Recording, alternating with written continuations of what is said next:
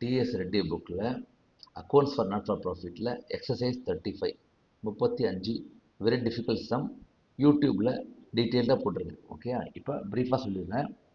Receipt and payment அக்கௌண்ட்டும் income expenses கொடுத்துருக்காங்க. அதுலேருந்து we have to prepare opening balance sheet to get opening capital. Then அதுலேருந்து closing balance sheet வரும். ஓகேயா, இதில் முக்கியமாக கவனிக்க வேண்டியது சப்ஸ்கிரிப்ஷன் மொத்தம் சொல்லியிருந்தேன். அதாவது ரிசீவ்டு 50,000. ஓகே, இங்கே புக் பண்ணிருக்கிறது 51,000. ஸோ 1,000 rupees அவுட்ஸ்டாண்டிங் இருக்கும் நார்மலாக, கரெக்டாக. ஆனால் 500 rupees received in advance last year. அப்போ கரண்ட் இயர் வந்தது 5,500, then the last year advance 500. Okay, so 5,500 minus received இருக்கு பாருங்கள். அப்போ 500 rupees தான் கரண்ட் இயர் அவுட்ஸ்டாண்டிங். ஓகேயா, இப்போ இங்கே சம் போட்டிருக்கேன், இங்கே சம் பார்க்கலாம். Okay, opening capital is 1,47,500 tally ஆகுது. அடுத்தது அதே மாதிரி opening balance sheet 1,48,000.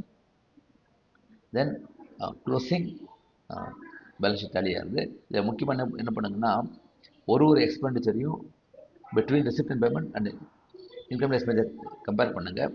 Suppose difference இருந்தால் that is called either prepaid or outstanding. For example, insurance premium 2,400, இங்கே 2,000, அப்படின்னா 400 rupees ப்ரீபெய்ட் அர்த்தம். ஓகேயா, அந்த மாதிரி கம்பேர் பண்ணி போடுங்க. ஆன்சர் இங்கே போட்டிருக்கேன். Okay, thank you.